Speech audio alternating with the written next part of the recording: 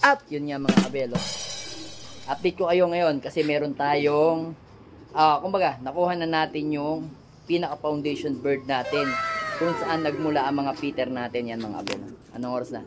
Ayan, magwa 1:45 na mga kabel. So ngayon, kahapon busy ako kaya hindi ako nakapag-upload sa YouTube natin mga kabel. Pero ngayon, nakuha na nga natin, o kahapon nakuha nga natin yung foundation bird natin na bloodline ng Peter C natin, yung tinatawag natin na Koto, yun.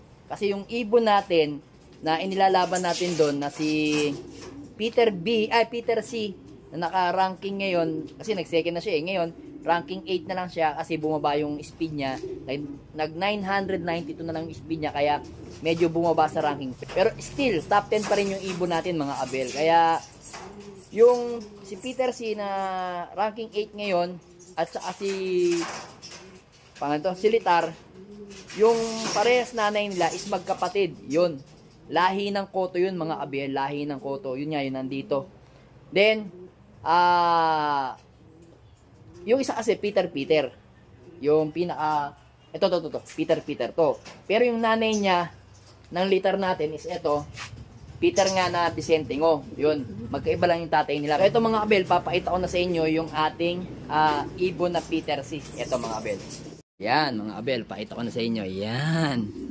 Yan yung foundation bird natin. Yan. Gandang ibon, di ba? May white flight. Naglalabas talaga yung mga Peter natin ng white flight. Ayan.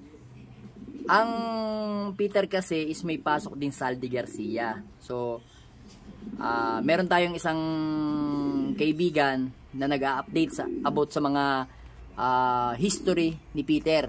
So, yun. Lahat ng ibon kasi ni Saldi Garcia is meron ng Peter. Then, ano pa bang nasagap kong balita? Kasi itong ibon na to, itong foundation bird natin na Peter na to, Saldi Garcia kasi to. Saldi cross na may pasok na egayap. O yan, alam niyo naman yung pasok ng egayap, stitch. O.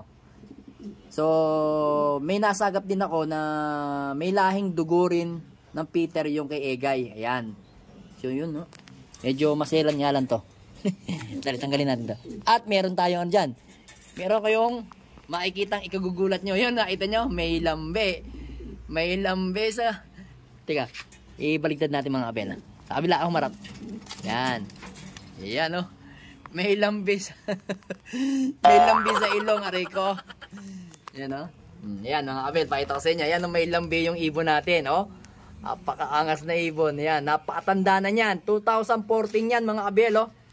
Kita nyo, napakaangas na ibon pero producer yan. So yun, bale ang gagawin lang natin dito, kaya kinuha natin kasi magi-stack tayo ng mga anak na nito. Tingnan natin. So unang clutch gawin natin stack bird. Pero sa mga susunod na labas niya, ilalaban natin. Ilaban natin yung isa, tapos ilaban natin yung... Hindi, bali ilaban natin yung isa, stack natin yung isa. Pero yung sa first clutch, yun nga, i-stack natin yon para maninigurado lang tayo kung... pero sabi nung pinagmulan niyan, sabi niya, still, dalawa pa rin daw yung nilalabas nito. So ngayon sa kinuhanan ko nito, meron siyang young bird. Dalawa pa. So ngayon, papahinga lang natin to ng siguro by December. Pwede na natin gamitin. Kasi hindi naman niya pinagsubo na matagal to eh. Mga ilang araw lang. Kasi alam ko yung nanay na magsusubo eh. May kasabay daw kasi. Yan. So yan yung ating foundation bird na Peter. Yan. Ganda no? Angas na ibon. May white plate pa. May lambe sa ilong. Ah, saan to? Sa ilong nga ba? Oh, nakadikit sa ilong eh. Ilong nga ba to? Tingnan nga natin. Alam ko may lambe. Oo nga, oh. Pinaliguan ko kasi siya mga kabel, yan, oh. So, ayan mga kabel. Eto na. Hawak na natin si, si Peter. Ayan. Ayan, kita nyo, white light.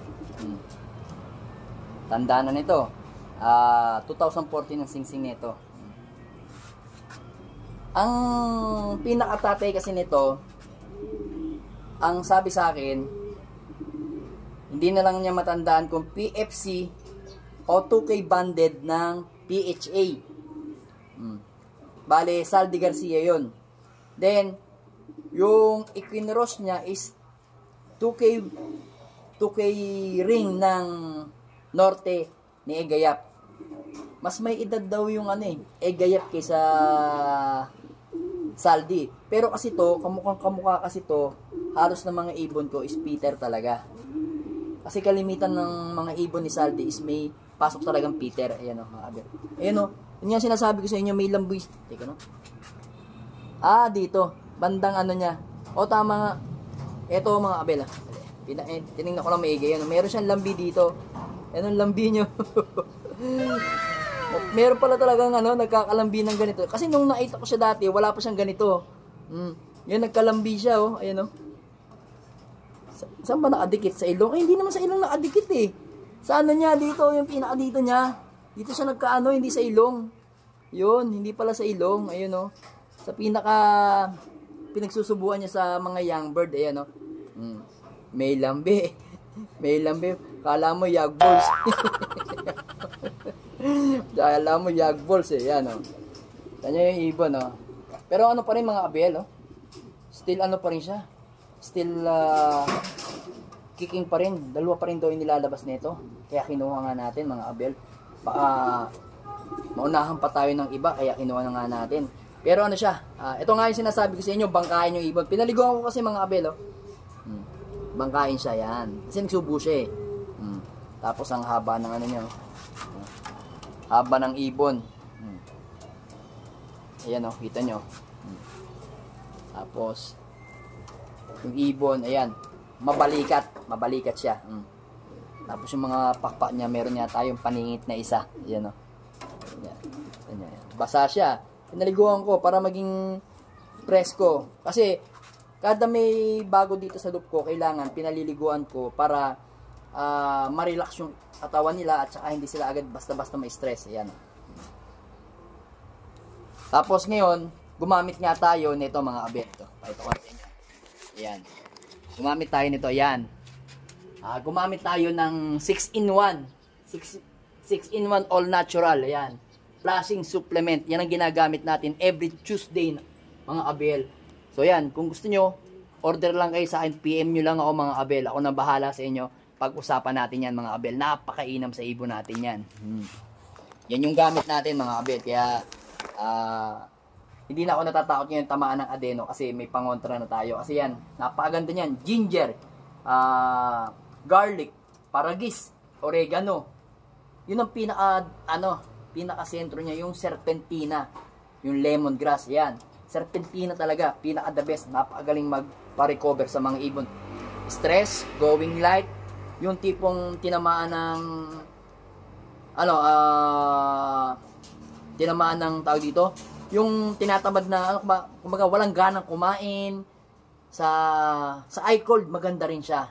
Pero kasi sa sa adeno kasi sa ngayon, awa ng Diyos, hindi na ako tinatamaan kasi nung gumagamit ako niyan at saka napag-vaccine na rin ako yan talaga napakaganda niya. Herbal lang kasi, kaya hindi basta-basta tatamaan ng ibon ninyo.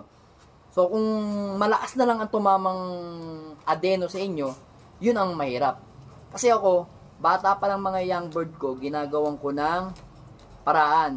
Nagbabaksin kaagad ako ng PMB para siguradong malalakas yung resistensya ng ibon natin at hindi basta-basta tatamaan ng sakit ng ibon natin. Tapos, meron pa tayong prevention ng 6-in-1 natural. Yan mga kabel. So, ito, ngayon, tumikim nga siya ng 6-in-1. Kaya, ito, herbal ang matitikman sa atin. Tapos bukas ng Wednesday, ang gagamitin naman natin is yung ating Tagaytay probiotic. Yan. Yung ginawa natin. Hanggang ngayon, marami pa rin. Gandang ibon, mga kabelo. Solid. Solid na ibon. Sana mag-produce din sa atin to ng pang-stock bird natin. Kasi mainam na mainam tong stock na yung mga anak. Kasi talagang may edad na. Pagka ganito, kailangan mag-stock tayo. So ngayon, ibabalik nga natin yung mga anak niya dito, yung dalawa, si Peter at saka si Peter Vicentingo, kasi ipipreserve natin yung mga bloodline ng Petersi natin. Kasi ang mga Petersi ngayon, ang kumakana sa loop natin mga abel. Kaya kailangan naging tayo, maagap tayo. Daig ng maagap ang masipag, di ba mga abel? Yan. So ito nga ang ating foundation bird na Peter. Ayan. Peter, yan. Galing. Ganda. Tandaan na ng mga kabel. Alright.